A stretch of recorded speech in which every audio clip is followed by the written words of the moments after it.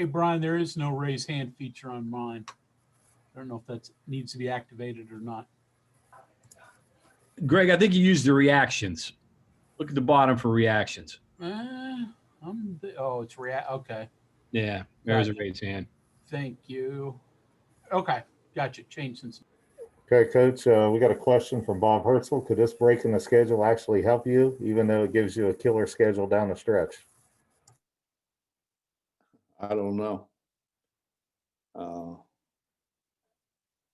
I don't have any idea until we go through it. I guess probably I could call some other people who have been through it, but I don't know how much that really helps our cause. I don't know. I mean, I'll be honest with you. I don't have any idea. Greg Hunter. So, Bob, I guess the easy question to begin with, do you expect everyone available this weekend? I don't know that either. When do you find out? Yeah, obviously more testing today, or is it tomorrow? When does that happen? Greg, I can't get into the testing thing. Okay. But I mean, hopefully we find out. Well, when the testing's over with, I guess. This is about the only thing I can say. John Antonic. Hey, with the guys that you got, what are you able to do? Are you dummying stuff? You trying to keep them in shape? I'm sure conditioning has got to be a big concern of yours right now. You know, John, I don't know how to answer that either. I mean, I think the guys that we had available, you know, I think their conditioning will be fine. I have no idea about those other guys. I mean, this is in you know, 43 years of being in this business, this is uncharted waters. I don't know, and I don't know what I can say and I can't say because of HIPAA. You know, so this is just. I mean, I can, you know, sometimes we kind of like skirt the truth a little bit. I mean, I'm telling you 100% straight up. I don't know. I don't have a clue. In this deal, it'd almost be better to have everybody and have the virus and be through it, and then instead of one guy, I mean, because it's almost like whack-a-mole, right? That's not necessarily true either. Okay.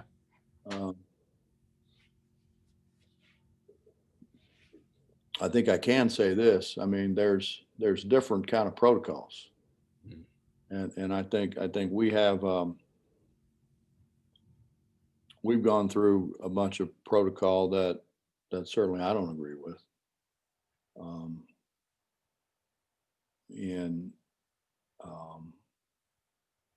But you know, I mean, hey, it is what it is. You know, we gotta somehow fight our way through this. The hard thing is for me is that our guys have been so good. You know, we haven't had any of this, and when everybody else was going through it, we weren't. And now all of a sudden, it just jumped up and kind of bit us. But you know, it doesn't take. It's like I think people think, well, you know, like everybody didn't get it. You know, it's the other things that come along with it. Yeah. Justin. So, Coach, over the last, I don't know what's been 10 days, 11 days, how many guys have you been able to continue to work with? Not very many. Not very many. I mean, obviously, if you have 6, I think, and it was all voted on by the coaches. If you have 6, you ought to try to play. So obviously, we didn't have 6. Right.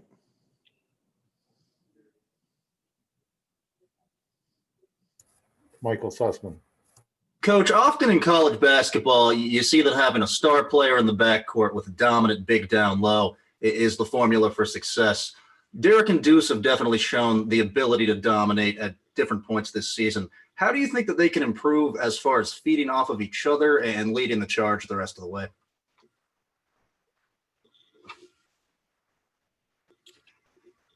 I think they've both done about all they can do.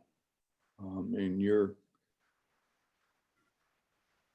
talking about two guys who have been really our only two consistent guys. Emmett's been good, but we just haven't had a lot of consistency. But it hasn't been those guys. I mean, Deuce got in foul trouble, at Kansas. The one was right in front of me. I mean, at my feet. And officials are like everybody else. They make mistakes too. Coach, a follow-up question from Bob. Fresh legs could come from this and help through that run and into March. And I suspect your players should be more familiar with what you're trying to do now. I don't know if they're more familiar with what we're trying to do now. Fresh legs. I don't know. I mean, I would think with a lot of them all the time they'd have off. I wouldn't think they'd have fresh legs. I think it's going to take a while. Chris Anderson. Coach, with the rescheduling of the games later in the year, first off, do you or the school have any say in that, or is that entirely on the Big 12? And how would you prefer those final two games to be rescheduled if possible? Well, I would refer that respectfully to Steve Urias. I mean, Steve has obviously run some things by me and been good about that. But Steve's the guy who deals with the conference, not me.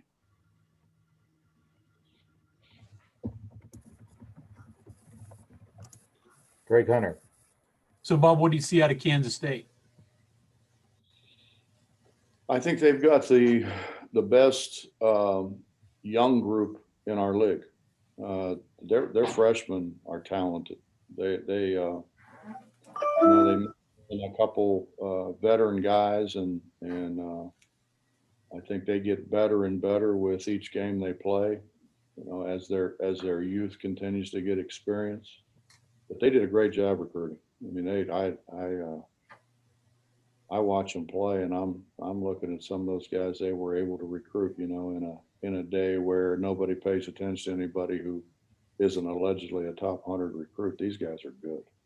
They're talented, and if they can all stay together, he's going to have a heck of a team here in a few years. Mike Casaza. Bob, how are you? Good, Mike. Good. I'm just curious. It sounds like obviously very limited, but I'm assuming you haven't kicked your heels up for the past 10 days. What have you been able to do with who is available and the guys who are off to the side? Are they able to do anything with film or anything mental? I don't know, how have you held it together here? Well, they got the guys that are available obviously got a lot of shots in. They got a lot of shots in and some conditioning. But I mean, the guys that are available are the guys that watch a lot of film anyway. They would have watched film regardless of, their status. Ryan Pritt. Hey, Bob, you had a couple guys that were beat up, obviously, especially Derek. I know you'd mentioned that a couple times.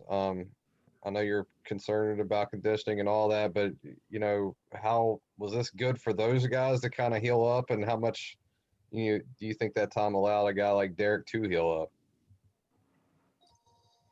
I don't know. I mean, and I've talked to Derek a couple times a day, but Derek's not gonna cry and spill out to me about how bad he hurts. He didn't do that when he was hurt, and he was hurt. I mean, the kid couldn't bend over. And I mean, it's a shame that he has to go through the physicality that he has to go through game in and game out. But I mean, he spent the week before our last game really in a doctor's office. I mean, we were trying to get him to where he could bend over. And he came back and I thought gave us a great effort for a guy who was as beat up as what he was. And hopefully he's healed up now. I mean, Derek doesn't complain, so, talking, Derek, how you feel? I feel fine. It's hard to get any information from him. And I honestly, at this point in time, why would I want to pry? I mean, I think they all feel bad enough that they're not playing right now. So I wouldn't really want to pile on anything else. Cody Nesper. Hey, Coach, just with coaching against a young team like Kansas State, are there certain things that you're able to do or scheme that takes advantage of their inexperience? I hope so. I probably wouldn't be very prudent of me to tell you so you could write it up and they could read what we're going to do. But yeah, I think there is. Back to Justin. Coach, if I could kind of throw a hypothetical out, and maybe I guess seeming how COVID's been, the way it's been, if you or one of the other coaches were to come down with it, is there a plan on how you guys would continue to move forward or coach the games without a coach or, without a head coach or? Well, I mean, I think if you look around the league, there's been various attempts. I think, and don't quote me on this because I'm not 100% sure, but I'm pretty sure. I think TCU didn't play because Jamie couldn't coach. Right. And so I guess that's an option. I think, Justin, there's so many. There's so many things that you have to take into account. You have to take into account the guys that are sick, the contact tracing that as a result of that, the schedule. I mean, we're going to play 3 games in 5 days, guys. Right. It'd be hard to cram another 1 or 2 in there. So, I mean, I think the scheduling has a lot to do with it. It's kind of like every time you think you got it figured out, you don't. So that's a hard question to answer because I don't really know the answer to it. Right. I can say this: I think if whatever happened that I couldn't coach, I have extremely qualified guys. I mean, Larry Harrison. Was coach of the year, I believe, twice in the league that he coached in when he was a head coach. And Ronnie's been a head coach at 3 different schools. And Eric played for me and was with me at Kansas State when we started that program and kind of got it going. And he was here when we, started our version of this one. So, I mean, I feel really comfortable that I've got not just qualified guys, but in some instances, probably overqualified guys to be able to step in and do what I do. Yeah. If I could ask this real quick too, the contact tracing can be more, I don't want to say more dangerous, but could be just as concerning, I guess, isn't it? Because I mean, especially, and you've talked about how this team hangs out together. I mean, everyone hangs out together. And so if it's just like maybe one guy tests positive, the contact tracing could actually be the more concerning factor, couldn't it? Without a question. Yeah.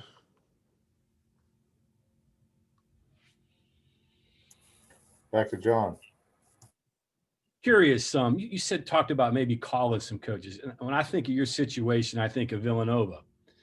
They just had a long pause, and then they came back and had a really tough game against Seton Hall, I guess, to come back. Consider maybe talking to Jay about what he was able to do during that time, and I guess too, what are your concerns as you get ready to get all your guys back, whatever it is? Well, I could talk to Jay, but it's all different. Yeah. I mean, I don't know how many positives he had. I don't know what their protocol was to come back. You know, there's no, everybody is looking for, here's what it is. There is no, here's what it is. It's without a question, uncharted waters. And if you, it's like anything else, you know, if you Google whatever, the mumps, you know, you're going to get how many different doctors saying how many different things that what you should do during your recovery. Or I mean, really anything. I mean, any really disease. What do you do? How do you attack it? What do you know, what do you take? What do you, I mean, it's, and this isn't something that's been going on. The mump's been going on since I can remember.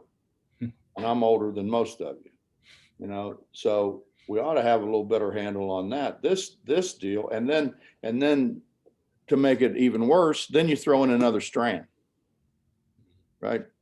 One of my coaching buddies had the COVID. They said he can't get it again. He got the other strand. He said was twice as bad as the first one. I don't know. I mean, you know, we just, like I said, I mean, we're just trying to navigate our way through as best we possibly can. Positive is you've got your 13 games in, so you got your minimum in to get into the tournament. I mean, that's, you're working off that right now anyway, right? Yeah. And Shane's been great from the standpoint of working with us, working with Josh, really, to be able to get those non-conference games in. And because I think he understood how important they were before people on the outside understood how important they were going to be. So yeah, I mean, I think from that standpoint, we're in good shape. I mean, from the standpoint of playing 3 games in 5 days. Yeah. I mean, the Celtics don't do that, you know, and they're paying them a lot of money to do it. And so, I mean, it's hard, man. I mean, it's a lot harder than what everybody thinks it is. Well, if there's no further questions, this will be the last one. If you have one, please use the raise hand. Michael Sussman. Coach, you mentioned the 3 games in 5 days there, playing Baylor multiple times in a short stretch and Texas. As you guys embark on that journey the rest of this season, do you think that your guys are going to embrace that challenge? They always have. They always have.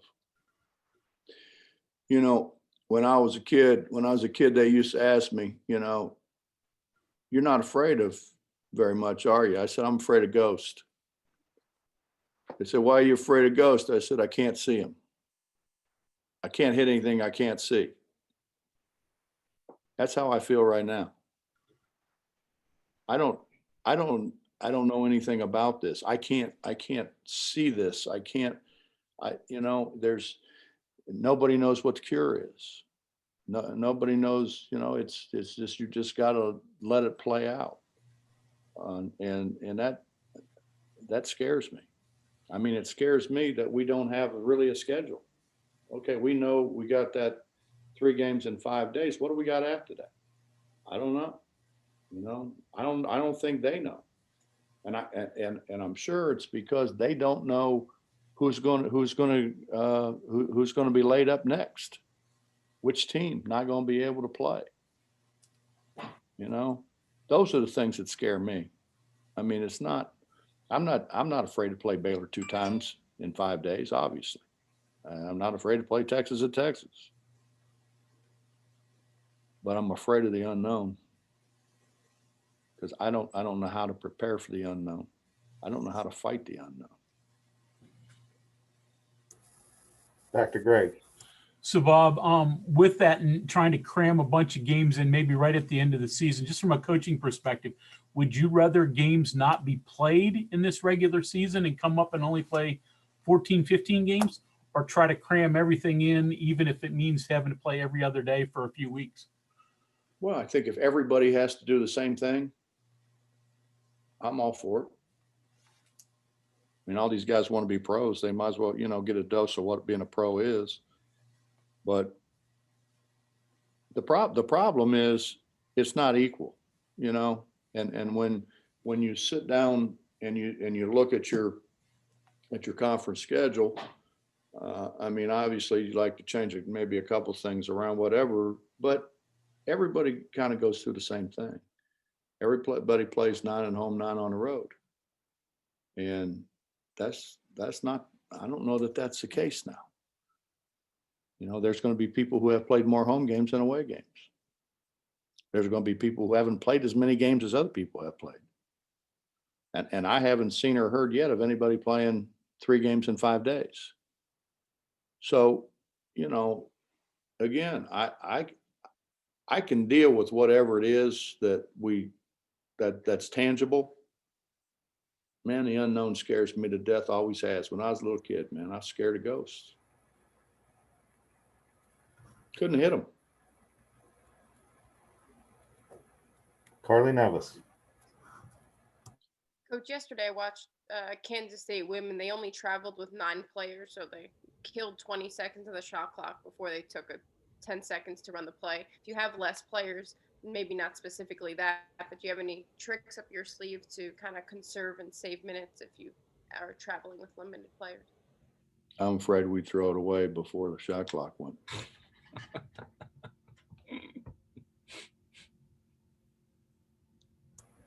Back to John. Last thing for me along those lines, though, do you have to almost go into it with multiple plans? Okay, this is what we're going to do if I've got this many guys. This is what we're going to do if I've got more guys. John, how do you do that? I don't know. I mean, so basically what you're doing is you're moving people around. Yeah. It's hard enough for guys to understand what they're doing. I don't think a lot of people realize you got to get ready for a full court press. You got to get ready for a 3/4 court press. You got to get ready for a half court trap. You got to get ready to guard a man-to-man offense. You got to have a man-to-man offense against their man-to-man offense.